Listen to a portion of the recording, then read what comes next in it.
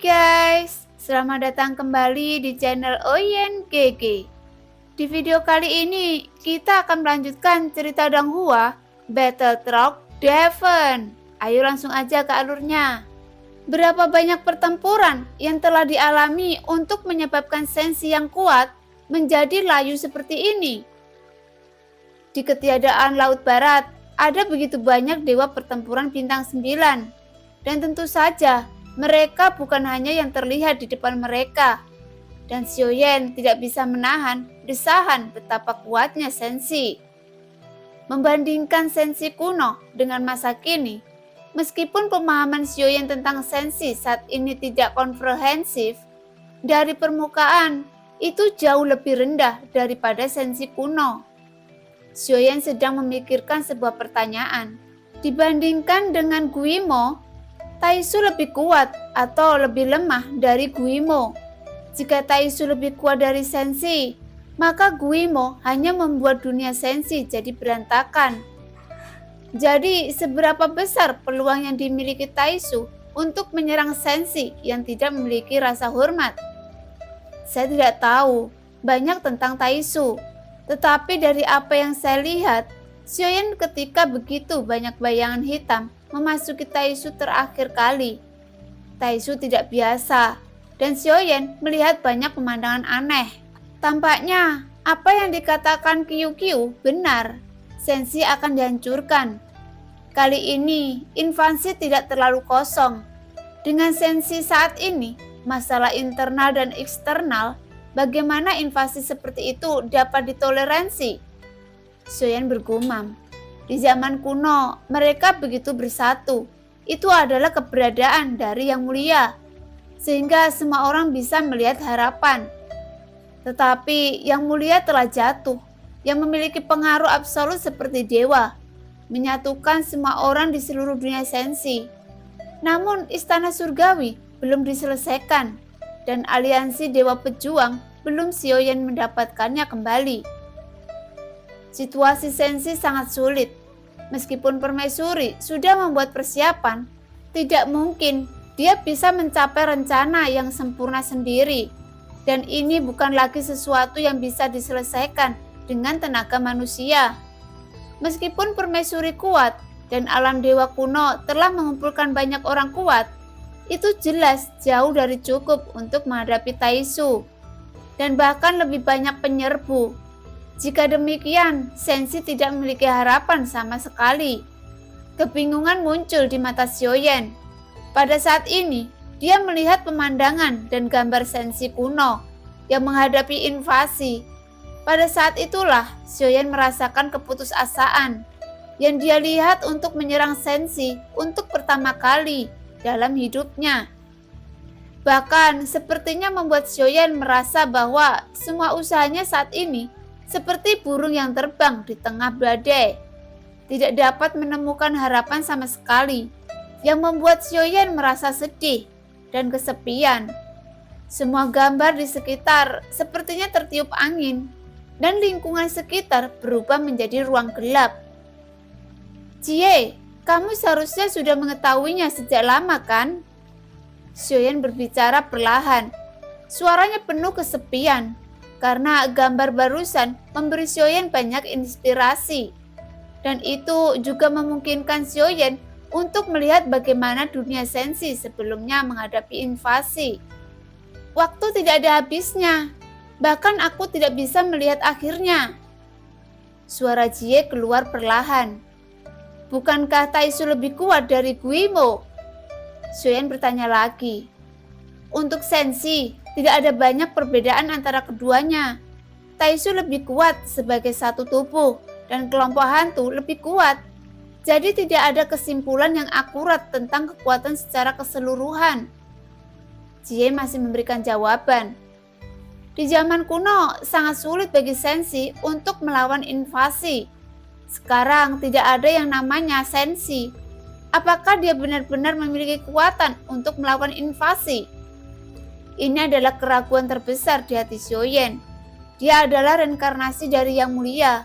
Tapi saat ini, kekuatan Xiaoyan tidak ada hubungannya dengan martabatnya. Bahkan jika Xiaoyan memiliki sumber energi lebih dari 100 juta saat ini, dan sumber energi yang benar-benar dapat meletus di lautan bintang ganda adalah 200 juta. Dengan 10 api iblis absolut, itu bukan masalah besar menembus 300 juta. Dengan latar belakang 300 juta ki asal, kekuatan Xiaoyan sendiri baru mencapai tingkat tahap akhir Dewa Petarung Bintang 8. Bahkan dengan restu avatar, seperti ingatan kuno, dengan kekuatan Xiaoyan saat ini tidak mungkin untuk berpartisipasi dalam pertempuran tingkat atas. Tentu saja, tidak ada satu orang pun yang dapat memainkan peran yang menentukan dalam perang. Bahkan penguasa yang kuat pun tidak dapat melakukannya. Bahkan jika seseorang kuat, tidak mungkin seseorang memiliki kekuatan untuk memilih dunia. Perang adalah ujian bagi seluruh dunia, tetapi dunia tanpa batas telah memberikan pelajaran dari masa lalu. Tidak peduli seberapa kuat dunia ini, jika naga tidak memiliki pemimpin dan tidak dapat bersatu melawan musuh, akhirnya pasti akan gagal. Sensi saat ini, saya dapat memberitahu Anda dengan jelas bahwa era Bizun sebenarnya lebih kuat. Sosok halus Jie muncul dan suaranya berita menyebar perlahan. Xiaoyan memandangi Jie yang melayang di depannya dan tidak bisa melihat penampilannya dengan jelas. Tapi itu memberi Xiaoyan perasaan membingungkan. Tidak seperti seseorang yang ditentukan, tetapi sangat suka ada banyak orang. Sensi tidak selemah yang Anda pikirkan. Tentu saja, tetapi tidak juga kuat. Tetapi sensi di era ini memang lebih kuat daripada periode ketika yang mulia dulu. Taisu memang sangat kuat, dan dalam beberapa hal dia jauh di depan sensi. Tetapi ada satu hal yang membuat Taisu menginvasi sensi. Dan alasan sebenarnya adalah karena perkembangan pesat Taisu. Dalam teknologi dan konsumsi sumber daya sangat serius. Dunia Taisu seharusnya berada di masa jayanya, tetapi perkembangan pesat juga membawa kekurangan sumber daya, sehingga mereka memasuki kepunahan. Singkatnya, invasi ini sangat penting bagi dunia sensi, tetapi bagi Taisu, ini juga masalah kelangsungan hidup mereka. Setelah dikalahkan, Taisu akan sangat cepat kesepian. Dukungan sumber daya, dunia akan runtuh dengan sangat cepat. Jie berkata perlahan. Ini adalah pertama kalinya Jie menjelaskan begitu banyak hal kepada Xiaoyan. Kekuatanku masih terlalu lemah dan invasi sudah dekat. Apa yang bisa kulakukan dengan tingkat kekuatan ini? Mata Xiaoyan rumit. Dari ingatan kuno, Xiaoyan merasakan betapa kecilnya dia. Begitulah di zaman kuno dan begitulah sekarang. Dunia tidak hanya membutuhkan penguasa yang kuat, tetapi setiap pertimbangan kekuatan. Ketika tetesan menyatu ke sungai, satu percikan api dapat menyalakan api padang rumput. Tampaknya beban di hatimu telah membuatmu melupakan kebenaran yang paling mendasar ini.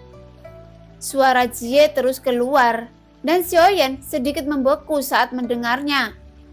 Xiaoyan merasa bahwa dia seperti sebutir pasir dalam menghadapi perang yang luas. Karena statusnya sebagai atasan, Xiaoyan masih memiliki beban yang sangat berat di hatinya.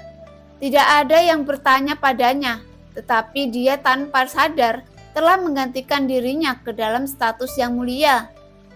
Jadi tekanan di hati Xiaoyan begitu besar, sehingga dalam perang kenangan kuno, Xiaoyan tidak bisa melepaskannya untuk waktu yang lama karena kelemahannya sendiri.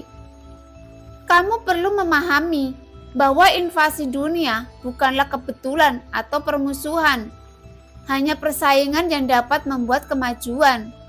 Demikian juga kultivasi, begitu pula dunia. Seleksi alam, penggantian yang lama dan yang baru, pemenang memiliki hak untuk bertahan hidup. Lakukan yang terbaik sekarang, karena sensi telah memilihmu. Kamu harus cukup teguh di hatimu.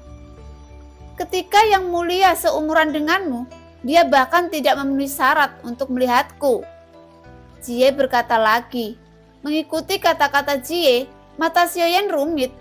Ekspresinya berangsur-angsur menghilang. Seolah-olah dia memiliki masalah dengan keadaan pikirannya barusan. Karena beban di hatinya, alasan mengapa Jie bisa mengatakan begitu banyak adalah untuk menstabilkan keadaan kacau pikiran Xiaoyan. Junior mengerti. Terima kasih senior Jie. Xiaoyan mengatupkan kedua tangannya. Kegelisahan di hatinya berangsur-angsur mereda saat ini. Xiaoyan terlalu banyak berpikir. Nyatanya, ada beberapa masalah yang terlalu tidak berdasar. Apa yang harus dilakukan sangat sederhana. Tentara datang untuk berlindung. Kultivasi Xiaoyan telah bekerja cukup keras. Jika perang benar-benar pecah, menghitung semua avatar, kekuatan Xiaoyan akan mencapai tingkat yang belum pernah terjadi sebelumnya. Sekarang, selain avatar dewa asli dan avatar pemakan jiwa, Xiaoyan juga memiliki Kui Jun yang dapat merebut istana surgawi kapan saja. Selain itu, Xiaoyan sebenarnya memiliki avatar keempat yang tersembunyi di balik bayang-bayang cincin. Sosok yang dulu dikandung, avatar ini awalnya milik jiwa sebelum Sombra, tapi sudah dimusnahkan oleh Xiaoyan. Sebenarnya, tubuh fisik dari Taisu ini dapat dikandung kapan saja, tetapi Xiaoyan selalu khawatir. Jadi jika ini bukan situasi yang ekstrim, Xiaoyan tidak akan menggunakan avatar Taisu yang sedang dikandung untuk saat ini. Semakin lama waktu kehamilan, semakin kuat kekuatan tubuh fisik ini. Dan pada avatar dewa asli, Xiaoyan telah memperhatikan sedikit keanehan sebelumnya. Hanya setelah dewa asli bintang 2, tampaknya kekuatan dewa terlalu besar. Jadi dia lahir dengan sedikit kebijaksanaan. Untuk avatar ini adalah awal dari serangan balik. Dan setelah Xiaoyan memasuki 33 alam, dia kehilangan kontak dengan avatar dewa asli dan tidak tahu apa yang terjadi dengan avatar dewa asli sekarang, termasuk Kui Jun yang belum merebut tubuhnya, tapi bisa merebutnya kapan saja. Kekuatannya juga abadi, dan avatar Taisu yang dikandung dalam bayangan, Xiaoyan memiliki total 4 avatar. Jika dia dapat menerobos ke Dewa Pejuang Bintang 9 di alam Xuan Yin ini, dan memiliki energi sumber yang cukup, maka dimungkinkan untuk mengontrol 4 avatar pada saat yang bersamaan. Dengan kekuatan Xiaoyan saat ini, avatar dewa asli dan avatar pemakan jiwa adalah batas dari teknik pembentuk kehidupan. Dan waktu kedua, avatar tersebut dapat bertahan bahkan lebih terbatas. Senior Jie, saya masih punya pertanyaan. Apakah Jiuying dari Sensi? Xiaoyan tidak lagi khawatir tentang invasi Taisu ke Sensi. Xiaoyan menyadari bahwa beberapa hal berada di luar kendalinya. Jiuying, maksudmu cacing berkepala 9? Jie berkata, di mata Xiaoyan, Jiuying sangat kuat. Tetapi di mata Jie, Jiuying sebenarnya adalah serangga. Xiaoyan tersenyum kecut dan mengangguk. Tidak, itu bukan makhluk sensi. Jie menjawab, bukankah itu makhluk sensi? Mungkinkah dia berbohong padaku? Dikatakan bahwa yang mulia membawanya ke alam Xuan Yin. Xiaoyan sedikit terkejut dengan jawaban ini. Secara alami, apa yang Jie katakan tidak mungkin salah. Jadi hanya ada satu kemungkinan, yaitu Jiuying menipunya. Hal yang sama juga benar. Meskipun dia tidak lahir dari sensi, tapi dibesarkan di sensi, dia juga bisa dianggap sebagai makhluk sensi sampai batas tertentu. Jie berkata lagi, telur yang dikatakannya secara alami Qiu-Qiu. Adapun pengalaman hidup Qiu-Qiu itu di luar dugaan Xiaoyan. Xiaoyan menduga bahwa Qiu-Qiu mungkin semacam monster yang kuat, tapi tidak pernah berpikir olehnya bahwa Qiu-Qiu akan menjadi 3 putri dari dunia Taisu. Satu adalah dunianya sendiri, dan yang lainnya adalah mitra dengan semua emosinya. Namun, perang ini tidak dapat dihindari dan Kyukyu akan terjebak dalam dilema. Sulit bagi Xiaoyan untuk membayangkan bahwa jika satu hari mereka menjadi pihak yang berseberangan dan harus bertarung, bahkan jika dia tidak dapat menerimanya, bagaimana Long Yi dan semua orang di tim yang tak kenal takut dapat menerima fakta yang tak terbantahkan ini? Artinya, saya dapat membawanya kembali ke Sensi? Tanya Xiaoyan. Kamu menanyakan pertanyaan ini kepada orang yang salah.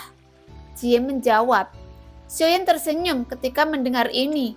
Sepertinya pertanyaan ini harus ditanyakan kepada Zhan Tua yang mampu memberikan jawaban yang akurat karena keinginan Sensi. Jiu Ying sangat kuat, dan jika dia bisa dibawa kembali ke Sensi, itu akan menjadi kekuatan yang besar. Tetapi yang ditakuti Xiaoyan adalah jika Jiu Ying bukan makhluk Sensi, akan sangat sulit untuk dihentikan begitu ada pemberontakan. Apa yang dikhawatirkan Xiaoyan bukanlah apakah dia bisa membawa Jiu Ying kembali ke Sensi, tetapi mengkhawatirkan posisi Jiu Ying. Oke, mari kita akhiri bencana ilahi ini. Angkat kepalamu dan lihat ke depan. Terlalu banyak berpikir hanya akan menghambat kemajuanmu. Selain kuat dalam kekuatan, kamu juga harus kuat dalam hati. Sensi masa depan membutuhkanmu. Suara Jie bergema. Kegelapan surut. Xiaoyan mengangguk berat dan menangkupkan tinjunya. Ketika dia terbangun dari malapetaka dewa, Xiaoyan merasakan tubuh fisiknya lagi. Dan ketika dia menyadarinya, wajahnya menjadi pucat karena shock. Ketika Xiaoyan berada dalam malapetaka dewa, energi sumber di tubuhnya tidak berhenti tumbuh. Ketika Xiaoyan terbangun dari malapetaka dewa pada saat ini, dia menemukan bahwa energi sumbernya telah mencapai 150 juta. Total 50 juta telah meroket, dan yang paling menakutkan adalah promosinya belum berhenti pada titik ini. Xiaoyan segera menstabilkan pikirannya dan terus meningkatkan latar belakang asal Qi menurut kecepatan ini. Dia menerobos ke 200 juta dalam satu gerakan, mencapai tahap tengah Dewa Pertarungan Bintang 8. Xiaoyan sangat gembira, tapi dia meremehkan nektar Dewa Ekstrim ini. Jika dia bisa menembus ke tahap tengah Dewa Petarung Bintang 8, Xiaoyan merasa tidak akan sia-sia untuk mengalahkan Valkyrie bersayap hitam dalam 3 tahun di sini. Duduk bersila dalam kegelapan, air hujan ungu menampar sisi Xiaoyan. Tetapi sebelum menyentuh tubuh Xiaoyan, air hujan menguap sepenuhnya. Sehingga jika dilihat dari kejauhan, sosok Xiaoyan kabur diselimuti asap putih. Dan lautan Qi asal bintang-bintang di nadinya dengan cepat mengembun dengan kecepatan yang sangat cepat. Ini adalah kekuatan misterius dari 33 alam. Setelah terbangun dari malapetaka dewa, Xiaoyan duduk bersila selama lebih dari setengah tahun. Sampai ketika Xiaoyan perlahan membuka matanya, dia menghirup udara putih yang panjang. Ada cahaya terang di matanya dan dia bergumam di mulutnya. 240 juta. Dewa Petarung Bintang 8 tahap tengah. Selain laut bintang ganda Xiaoyan dan latar belakang 240 juta sumber Qi, latar belakang sumber Qi yang benar-benar dapat diledakkan oleh Xiaoyan dan akan berlipat ganda mendekati 500 juta. Itu adalah sumber energi yang hanya dimiliki oleh puncak Dewa Petarung Bintang 8. Jika 10 api iblis mutlak ditambahkan, maka sumber energi yang dapat diledakkan Xiaoyan saat ini akan langsung mendekati Dewa Petarung Bintang 9.